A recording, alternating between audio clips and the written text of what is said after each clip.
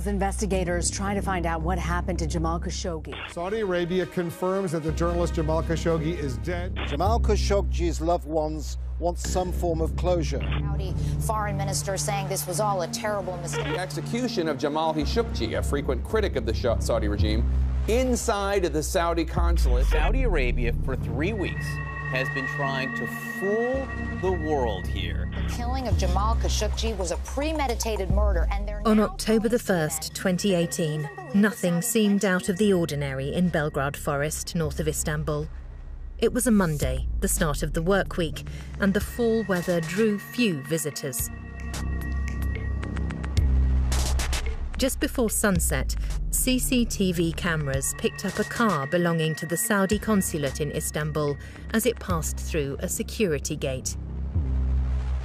It would later emerge in reports by Turkish daily Sabah that it was carrying the consulate's military attaché, Ahmed Abdullah al-Muzini, on what Turkish intelligence called a surveillance mission. According to Sabah, al-Muzini had returned from Saudi Arabia earlier that day with a plan to liquidate Saudi journalist Jamal Khashoggi.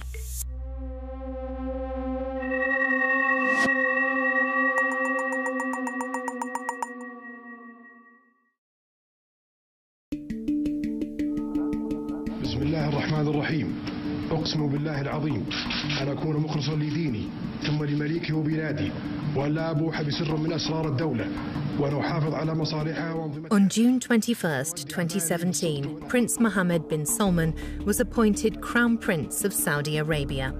The journalist Jamal Khashoggi had long been close to the royal family, but with the rise of Mohammed bin Salman, he'd fallen out of favour. Banned from writing and tweeting, he faced increasing repression and began to fear for his life.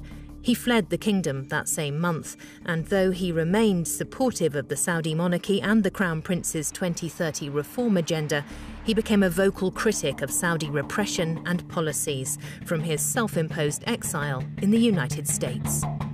The pressure increased, I believe, in 2014 or 2015 when he was banned from writing. Ministry of Information decided to publish the letter banning Jamal from writing, and I think he found that very, very insulting. You should remember that Jamal was banned from tweeting and writing articles while he is in Saudi Arabia because he stood for the Arab Spring. After he left Saudi Arabia, we met together and we spoke, and he was very supportive of the concept of democracy and the freedom and reconciliation, and we did work together on that kind of field. So I think Mohammed bin Salman is doing the right things by introducing Vision 2030. Now he just has to do it right. In the early 1980s, Jamal Khashoggi received a degree in business from Indiana State University. He then began working as a journalist, later serving as media advisor to Ambassador Prince Turki bin Faisal in Washington. While he was in Istanbul to arrange our marriage, one of his sons came to visit him.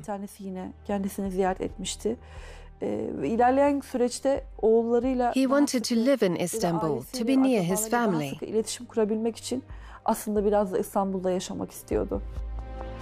Khashoggi had 4 children with his first wife. His second marriage also ended in divorce. In May 2010, he married Dr. Ala Nassif. Several months after Khashoggi left Saudi Arabia, that marriage also ended, amid rumours that the journalist had been put under official pressure to agree to the divorce. He wasn't very happy. He was worried. He one time told me his 2 sons complained to him that they are held hostage because of him. They couldn't travel. He said they were both bankers, and their work required them to travel, and they could not leave the kingdom.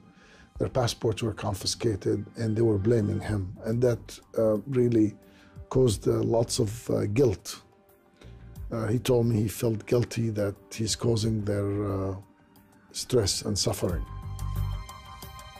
In August 2017, Khashoggi tweeted for the first time from exile in the United States. I returned to writing and tweeting, grateful to His Highness the Minister of Information for his kind efforts, gratitude and loyalty to the Royal Crown Prince. No free pen is broken and no tweeter is silenced under his reign. Coming from a man in self-imposed exile, the tweet seemed confusing and raised questions about his relationship with his native country. Back in 2016, the Saudi authorities had banned Khashoggi from writing and tweeting. He was informed by Saud al-Qahtani, an advisor to the Crown Prince, in a telephone call, which Khashoggi later described in a television interview. I realized how degrading it would be if I agreed to such a thing. That an official could prevent me from writing or tweeting over the phone. In September 2017, Khashoggi started writing for The Washington Post. His column extended his readership and influence beyond the Middle East. For the Saudis, I think this was the scariest thing. The guy writes for a paper that are read all over the world, that are read by decision makers in the US. The image Mohammed bin Salman painted of himself in the West, in America, London and Paris, with hundreds of millions of dollars worth of public relations, was destroyed by Khashoggi's one single article in The Washington Post. As we speak today, there are Saudi intellectuals and journalists jailed. Now nobody will dare to speak and criticize the reform they like. Saudi intelligence was monitoring Khashoggi's writing and movements and were briefing the new Crown Prince and heir to the throne. Everything I write as an honest advisor. The Saudis tried to tempt the journalist to return. A source close to Khashoggi said that the Crown Prince's advisor, Saud al-Qahtani, contacted him twice by phone. He said that Mohammed bin Salman trusted Khashoggi implicitly and that the doors of the royal court would be open to him whenever he chose to return. The same source said that the Saudi government maintained communication with Khashoggi and made him several offers, including managing a Saudi-funded media network if he were to return.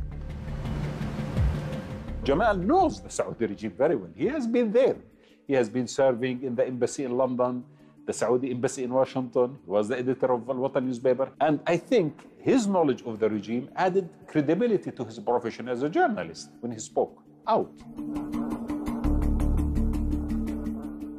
Khashoggi continued his criticism of the Crown Prince in The Washington Post. Jamal spoke to me 2 days before his murder that he is working with friends to establish a foundation for democracy in the Arab world, promoting the culture of democracy amongst the youth people, and also creating some form of societal reconciliation. Khashoggi's efforts included supporting the project Electronic Bees with Canadian-based Saudi activist Omar Abdulaziz, who was seeking to counter the Saudi government's online harassment of critics of the regime.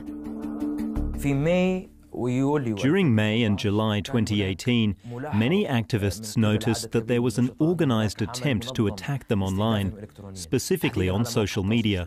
Khashoggi was a key target, so I studied how those electronic attacks worked. I wanted to put together a project that aimed to stop them. I presented the idea to Jamal Khashoggi and he liked it, as did other people like Tariq al-Mutayri from Kuwait. We decided to establish a team that would counter those attacks. Khashoggi decided to support us and contributed $5,000 out of his own pocket to help fund the project.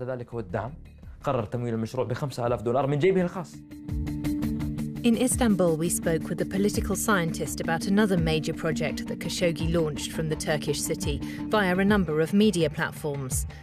We contacted several of Khashoggi's assistants, but they were reluctant to talk in detail because they didn't want to jeopardize the future of their project.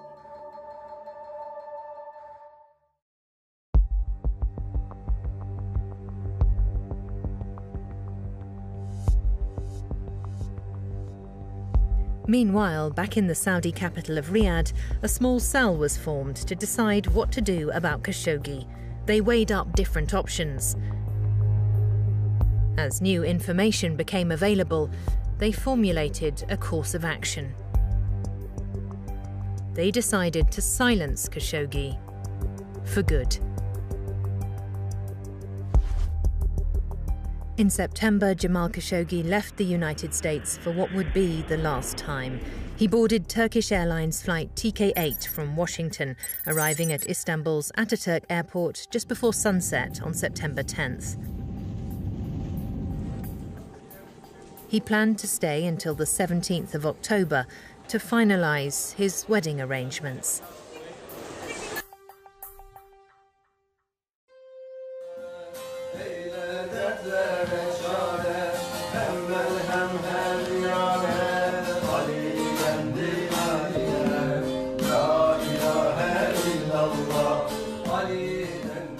The Turkish scholar Hatice Cengiz met Jamal Khashoggi when she interviewed him at a conference in Istanbul in May 2018.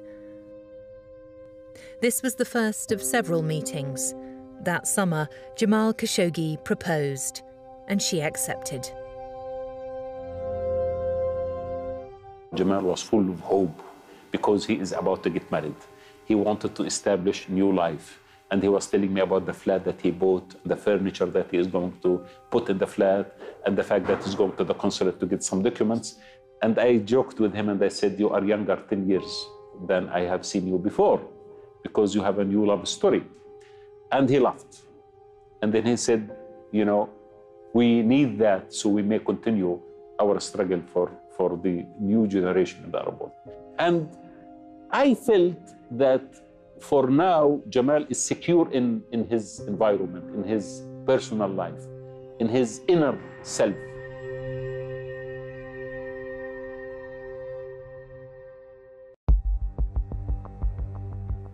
From Istanbul, Khashoggi went to London for several days, returning to Istanbul at 4:07 a.m. on Friday, the 28th of September. At 9:24 that morning, the couple went to the municipal office in the Fatih district to complete the formalities for their marriage. We went to the municipal office together to get information about the marriage process and find out what documents we needed. We were told that in order to marry, we needed a certificate confirming that we were both single. Without that, we wouldn't be able to marry. And he would have to go to the Saudi consulate to get that certificate. Jamal Khashoggi and Hatice Cengiz took a taxi to the Saudi consulate. He left his phone with me before going in. I wasn't allowed to go in. Only people who had to obtain paperwork were permitted to enter. He stayed inside for about an hour.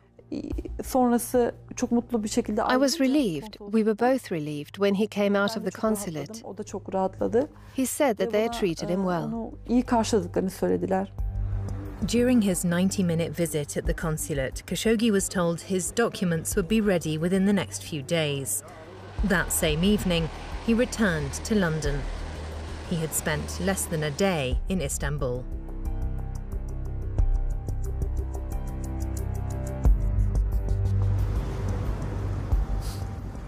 On the 29th of September, Khashoggi gave a talk at a symposium on the future of peace 25 years after the Oslo Accords.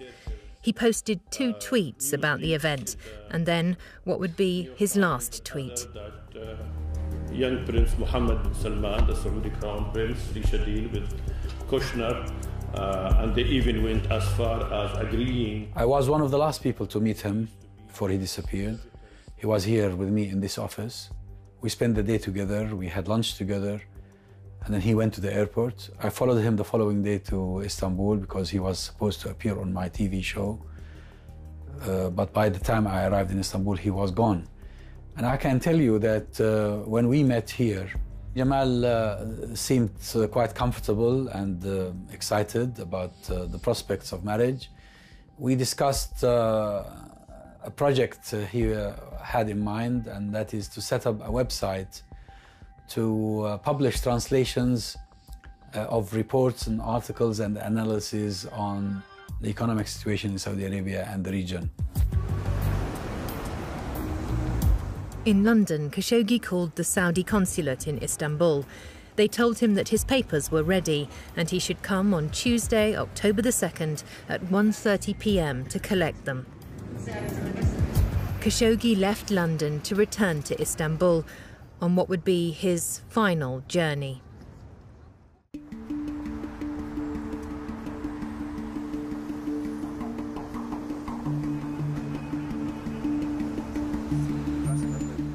On this visit, Khashoggi did not stay in an Istanbul hotel, but in the apartment he had bought for himself and Hatice to live after the wedding.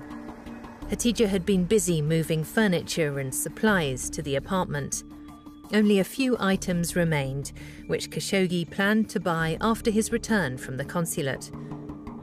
The couple had breakfast at a restaurant in their residential complex. They had a lot to talk about, especially their upcoming wedding.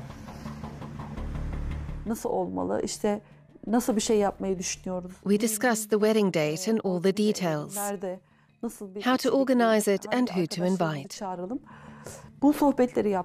I asked him if someone would go with him to the consulate, and he said he would go alone or with a friend. So I told him I would go with him and skip my university seminar. Then he called the consulate to confirm his appointment. They said they would call him back. Half an hour later, they called and gave him an appointment at 1 p.m. Then we took a taxi and went to the consulate.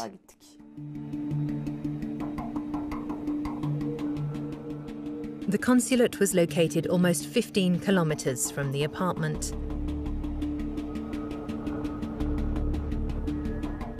Meanwhile, in the early hours of that same morning, the planes carrying the team of assassins had arrived in Istanbul. 3 members of Mohammed bin Salman's Special Protection Unit came on a commercial flight from Cairo. 2 private jets coming from Riyadh landed an hour apart on a private runway. The first plane, with the tail registration HZSK1, landed at 3:30 a.m. carrying the head of the assassination team, Maher al-Mutrib, and 8 other men, including 2 of the key players. The team checked into 2 hotels near the Saudi consulate. Surveillance cameras in both hotels showed the men leaving at 9:40 and 10:15 a.m. Surveillance cameras at the consulate monitored their arrival. Turkish authorities, let's say, leaked all the recordings that 2 planes came from Saudi Arabia to the international airport of Atatürk, and 15 men checked in a hotel in Istanbul, and before Khashoggi arrived to the consulate, they entered to the consulate with a car with a tilted window that you cannot see inside.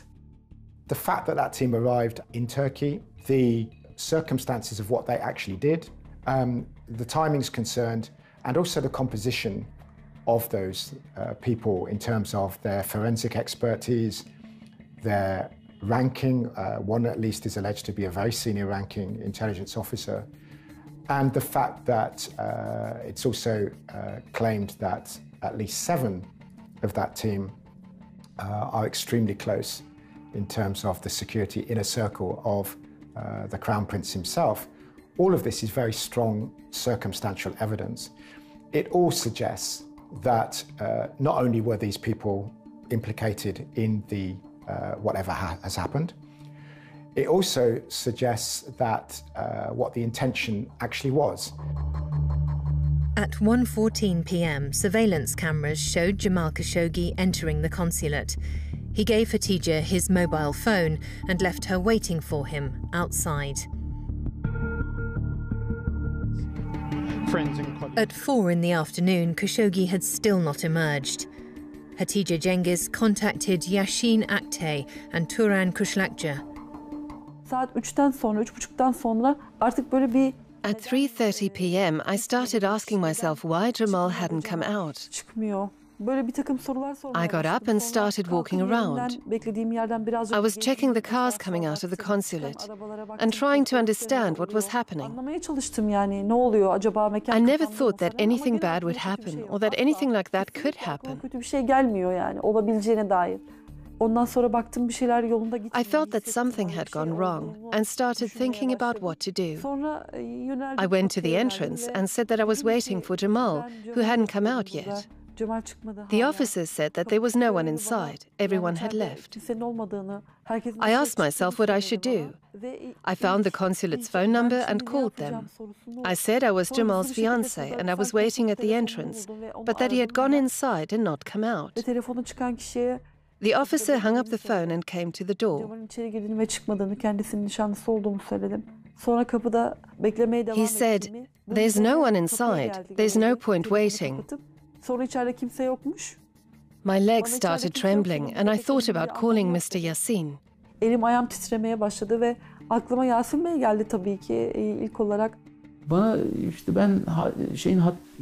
She said she was Jamal Khashoggi's fiancé, so I asked what had happened. She said Jamal had entered the consulate 5 hours earlier and still hadn't come out. That's when I knew there was a serious problem. I wasn't aware of how dangerous it might be for Khashoggi to go into the consulate. I told Hatice to wait until I made some calls. I called the Chief of General Intelligence, Hakan Fidan. Then I called the President's office, and I told some of Jamal's friends about what had happened. After about 3.5 hours of work on the part of the intelligence agency, it became clear that Jamal Khashoggi had disappeared. Onun hakkında hemen herkes haberdar olmuş oldu. As international speculation about Khashoggi's fate grew, one theory was that he had been kidnapped as part of an illegal operation to take him back to Saudi Arabia. The British daily, The Guardian, expressed concern that Khashoggi might have been detained, smuggled out of the Saudi consulate in Istanbul in a diplomatic vehicle, and then transferred back to Saudi Arabia. According to the information we have, the Saudi citizen is still in the Saudi Arabian consulate in Istanbul. We don't have any information besides that. That statement by the Turkish presidential spokesman was made on October the 3rd, the day after Khashoggi failed to emerge from the Saudi consulate. 4 days later, President Erdogan said that Turkish prosecutors were conducting an extensive investigation, looking into all camera records and monitoring incoming and outgoing airport transits. He added that he still hoped for a positive outcome. Meanwhile, the Turkish Foreign Ministry had summoned the Saudi ambassador, demanding clarification on October the 4th. That resulted in the first official statement by the Saudi Consulate General in Istanbul. On Twitter, it said that the consulate was following up on media reports about the disappearance of the Saudi citizen and journalist Jamal Khashoggi after he left the Saudi consulate in Istanbul. It also said it was coordinating with Turkish authorities to, quote, uncover the facts behind his going missing after exiting. In a wide-ranging interview with Bloomberg News Agency just a day after Khashoggi's disappearance, Crown Prince Mohammed bin Salman said, "My understanding is he entered and he got out after a few minutes or an hour." The Crown Prince also stated that Khashoggi was not inside the consulate, and he added, "If he were in Saudi Arabia, I would know that."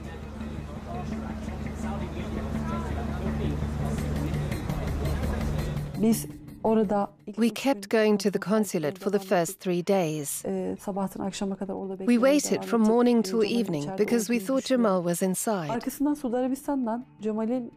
Then Saudi Arabia released a statement saying that Jamal had left a while after entering. This was during the first week. Then I stopped going there, as I believed that Jamal was no longer in the consulate. I thought they had taken him to Saudi Arabia or somewhere else. At the very first beginning of the event has been happened, Mr. Erdogan openly said that unless Kingdom of Saudi Arabian authorities clearly show that he has left the consulate, all the responsibilities belong to the Saudi Arabian authorities. And then you know that Saudi Arabian officials and their social media army started to propaganda about that Mr. Khashoggi has left the consulate, and this is a very detailed plan and action of Turkish intelligence agency. They are trying to blame Saudi Arabia and the other such kind of ridiculous story, fabricated stories.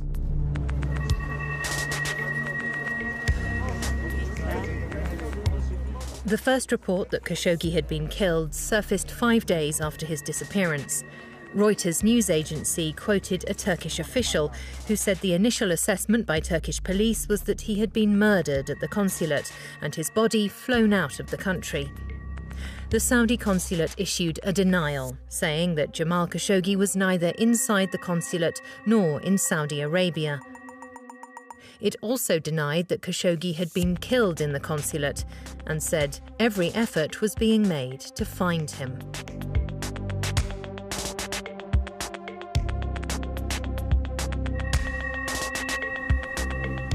On October the 6th, the Saudi consul in Istanbul, Mohammed al-Otaibi, invited reporters from Reuters to the consulate and accompanied them on a tour to confirm that Khashoggi was not inside the building. The consul denied reports of an assassination. He insisted Khashoggi had left the building but said he could not prove it because the consulate's surveillance cameras did not save images. Then we understood that something is going wrong, because if someone is missing in your consulate, you have to prove that he went out of consulate with the video recordings. But why you would have a CCTV system that isn't working, or rather doesn't record, seems impossible to believe. The only reason why you would not have a recording system is lack of money, and this isn't something that afflicts Saudi Arabia, for sure. On Monday, October the 8th, US President Donald Trump issued his first public statement on the case. At the same time, the Saudi ambassador to the US, Prince Khalid bin Salman bin Abdulaziz, stated publicly that allegations claiming Khashoggi had been killed or detained by the Saudi authorities were completely false and unfounded.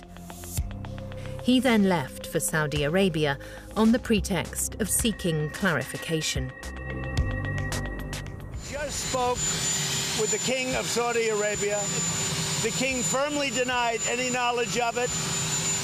He didn't really know. Maybe, I don't want to get into his mind, but it sounded to me like maybe these could have been rogue killers. Who knows?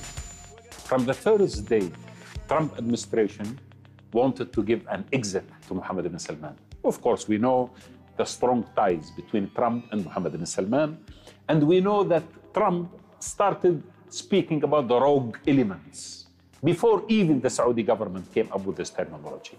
So he wanted to give them the exit, therefore they can use it in order to cover up the crime. And this, unfortunately, was the role of Trump administration.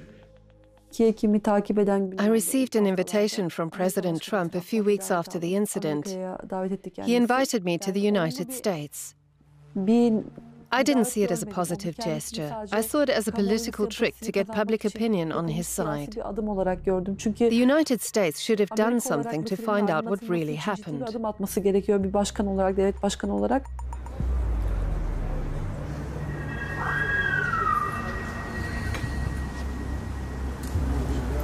On October the 8th, the Turkish daily Yeni Shafak reported that the intelligence services were analysing the movement of 26 cars owned by the Saudi consulate in Istanbul. It said they wanted to determine their whereabouts on the day Jamal Khashoggi went missing.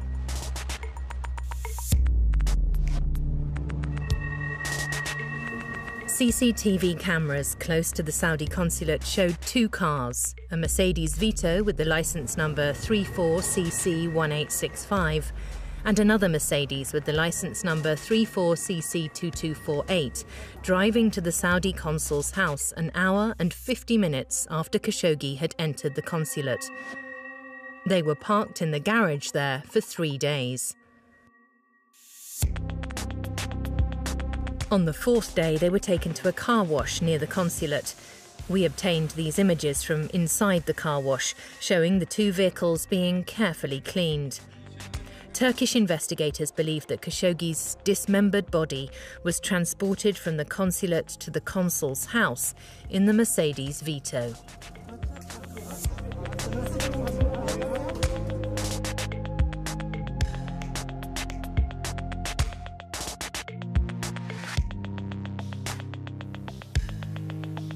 Gruesome details began emerging in media reports on the 9th and 10th of October. In the US, the Washington Post published the CCTV video of Jamal Khashoggi entering the consulate at 1 p.m. on Tuesday the 2nd of October. On the 10th of October, the BBC reported that Turkish media had pictures and names of the men they said were members of the assassination squad. The New York Times also ran the story, reporting that Khashoggi had been dismembered with a bone saw 2 hours after his death, and that the orders to assassinate him had been issued from the highest levels of the Saudi royal court. The hitmen said that they were tourists, but tourists don't normally go to the consulate for a few hours and then return to the airport. They first went to the hotel, then to Hamdiye Market here in Istanbul, where they purchased 16 or 20 large suitcases. Then they went to the consulate, then the consul's house, then to the hotel, and then they left. Their hotel reservation was for 4 days, but they stayed only 10 hours. Why is that?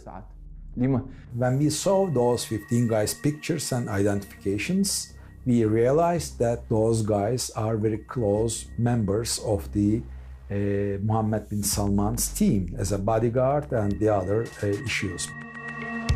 11 days after Khashoggi's disappearance, Donald Trump was still insisting on CBS's 60 Minutes that the Crown Prince had denied any knowledge of what had happened, but he warned Saudi Arabia of severe repercussions if it were proven that Khashoggi had been killed. There's something, you'll be surprised to hear me say that, there's something really terrible and disgusting about that if that were the case. So we're going to have to see. We're going to get to the bottom of it, and there will be severe punishment. If they go on to claim that these people were acting without the authority of the Saudi government, then of course they can prove that by relinquishing the diplomatic immunity of these people and extraditing them to Turkey for trial. But if that happens, of course, there is a very big risk that those people who are put on trial for this capital offence will name the people that made the decisions, and that may not be convenient, of course, to the Saudi government. On the same day, the British, French and German foreign ministers issued a joint statement calling for an independent investigation. Of course, the governments in Britain and America would like to draw a line under this and pretend it hadn't happened. But I think public pressure is then forcing the media to then force the governments in the West to actually, at least in the short term, appear to be taking action. And that, of course, is an error of judgment from the Saudi perspective. On October the 15th, the Saudi press agency reported that King Salman had received a phone call from Donald Trump, who had praised the progress of the Saudi-Turkish cooperation in investigating Jamal Khashoggi's disappearance. That same day, Saudi and Turkish officials entered the consulate. They arrived with a joint team led by Istanbul's Deputy General Prosecutor and counter-terrorism agents. That evening, Turkish forensic investigators were finally allowed to search the building.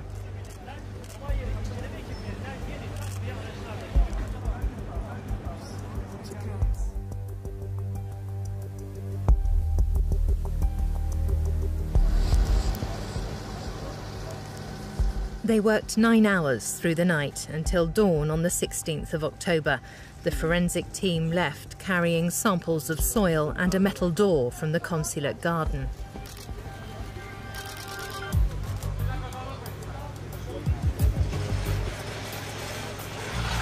Media attention then quickly switched to the consul's house, which was also subjected to forensic inspection. On the 16th of October, the Consul General Mohammed al-Otaibi left Istanbul for Saudi Arabia amid rumours of his impending arrest.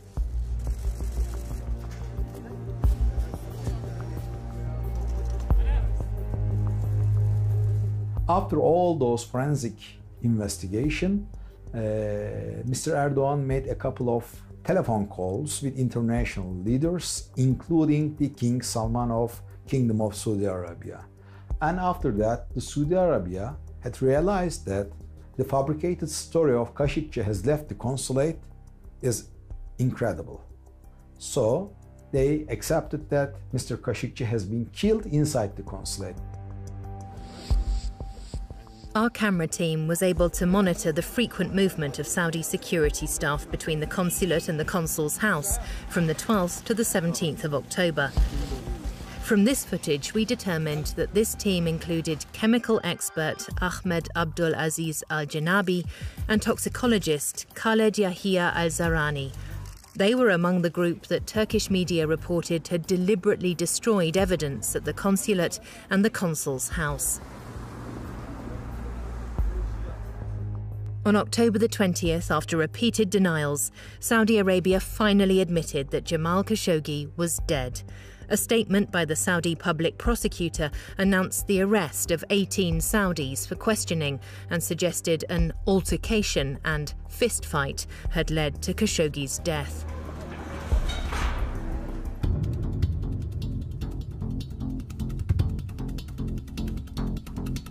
On October the 21st, King Salman and the Crown Prince made 2 phone calls to Salah Khashoggi, Jamal's son, to offer their condolences.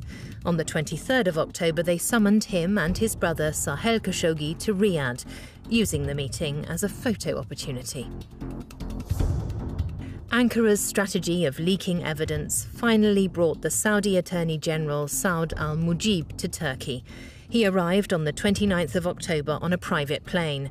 He then held 2 meetings in the Judicial Palace with Istanbul's chief prosecutor, Irfan Fidan, whose office then made a formal statement. It said that there was no tangible result from these 2 meetings, despite all our efforts and good intentions to reveal the truth about the killing of Khashoggi in his country's consulate.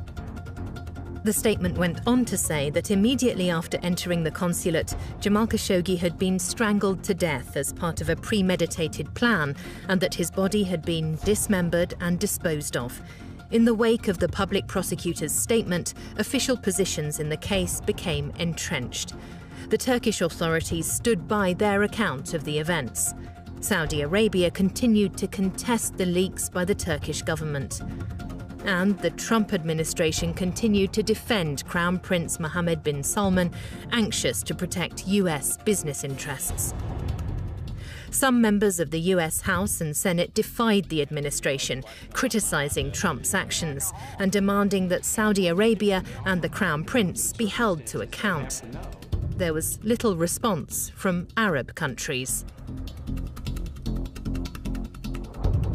The CIA has concluded through its investigation that the Saudi Crown Prince ordered the murder of Washington Post journalist Jamal Khashoggi. Trump administration touched off a new storm of criticism over the killing of Saudi writer Jamal Khashoggi. The U.S. has sanctioned some Saudis in response, but the Crown Prince has yet to face any punishment. The passage of time has done little to diminish interest in the case. A United Nations investigation authenticated the audio recordings leaked by Turkish intelligence. These showed that Jamal Khashoggi entered the consulate at 1:15 p.m. on the 2nd of October. He went to the Consul General's office, where Mohammed al-Otaibi was with Maher al-Mutrib, an officer from the Saudi Foreign Ministry and a special guard to Crown Prince Mohammed bin Salman. They questioned Khashoggi about his plans to return to Saudi Arabia. He said that he did want to return in the future. Then they said they would have to take him back, claiming there was an Interpol order to that effect. Khashoggi said there was no case against him and that he had people waiting for him outside the consulate. The recordings then document a short fight, followed by a conversation among the members of the assassination team.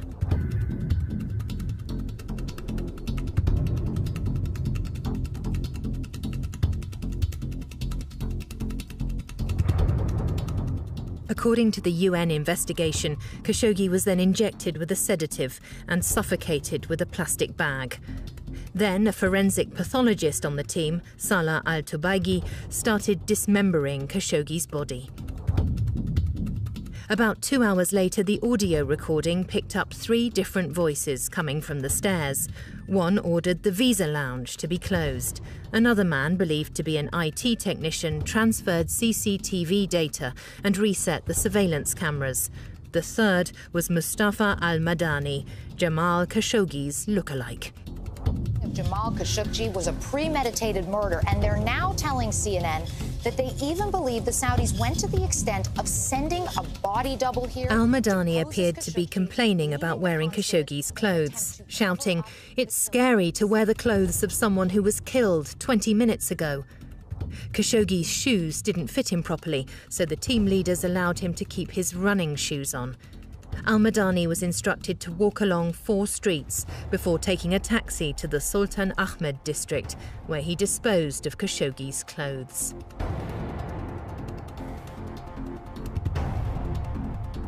The results of the United Nations investigation were published in June 2019. The UN's Special Rapporteur on Arbitrary Executions, Agnès Calamard, called for further investigations, saying there was credible evidence that Crown Prince Mohammed bin Salman and other Saudi senior officials were liable for the killing. She said Khashoggi had been the victim of a deliberate, premeditated execution, an extrajudicial killing for which the state of Saudi Arabia was responsible under international human rights law. Since he was killed, Jamal Khashoggi's body has yet to be found. Saudi Arabia has denied any involvement in the disappearance of Khashoggi. Turkish newspaper is now reporting that Khashoggi's Apple Watch recorded evidence of his murder. Now the world waits to see how the United States will respond. Dismembering his body, there needs to be some consequence. Khashoggi's death was no accident. أنا فقط أريد أن أكون كاتب مستقل. All I want is to be an independent writer, not to be banned from writing while at home in Jeddah, or banned from appearing in the media, banned from publishing books. I felt I couldn't enjoy my freedom while remaining silent.